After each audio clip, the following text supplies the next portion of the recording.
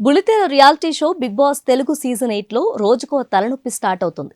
3 తిట్లు 4 గొడవలతో రచ్చలేపుతుంది బిగ్ బాస్. నామినేషన్ వచ్చిందంటే చాలు కంటెస్టెంట్స్ తమలోని షేడ్స్ మొత్తం బయటపెట్టి వీర లెవెల్లో పర్ఫార్మెన్స్ ఇస్తున్నారు.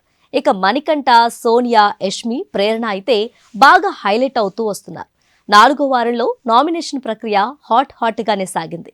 హీరో ఆదిత్య ఓం మరో కంటెస్టెంట్ పృథ్వీని టార్గెట్ చేశాడు. దీంతో వారిద్దరి మధ్య కొన్ని మాటలు పెరిగినా అదంతా కూడా చప్పగా సాగింది. ఇక సోనియాను యష్మి నామినేట్ చేయడంతో వారిద్దరి మధ్య గొడవ స్టార్ట్ అయింది. యష్మి వర్సెస్ సోనియా, నబిల్ వర్సెస్ సోనియా మధ్య సాగిన డిస్కషన్ తారా స్థాయికి చేరింది. నైనికను నిఖిల్ సేవ్ చేయడంతో మిగిలిన లేడీ కంటెస్టెంట్లు గుర్రుగా ఉన్నారు. ఈ వారం మణికంఠ, ఆదిత్య, ప్రేరణ, నైనిక, సోనియా, నబిల్, పృథ్వీలు నామినేట్ అవడంతో బీబీ హౌస్ నుంచి వెళ్లేవారు ఎవరైనా టెన్షన్ ఎక్కువైంది. తాజాగా విడుదలైన ప్రోమోలో కూడా యష్మి, సోనియా మధ్య గొడవ ఇంకా తగ్గినట్లుగా కనిపించలేదు. చూస్తుంటే కంటెస్టెంట్లు 2 వర్గాలుగా విడిపోతారని అనిపిస్తుంది. యష్మి వర్సెస్ సోనియా దూకుడు కాస్త ఎక్కువైందని బిగ్ బాస్ లవర్స్ తలలు బాదుకుంటున్నారు. ఇద్దరు కూడా నిఖిల్ కోసం ఎంతగానో తప్పిస్తున్నారని తెలుస్తుంది.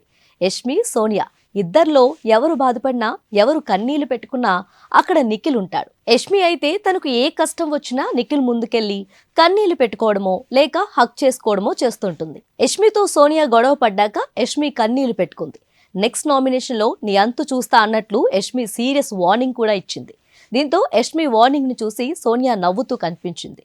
యష్మి కన్నీళ్లు పెట్టుకుంటూ నిఖిల్ వద్దకు వెళ్లడంతో నిఖిల్ కూడా చూస్తూ ఉండిపోయాడు. అప్పుడే అక్కడికి కిరాక్ సీత వచ్చి యష్మిని ఓదార్చే ప్రయత్నం చేసింది.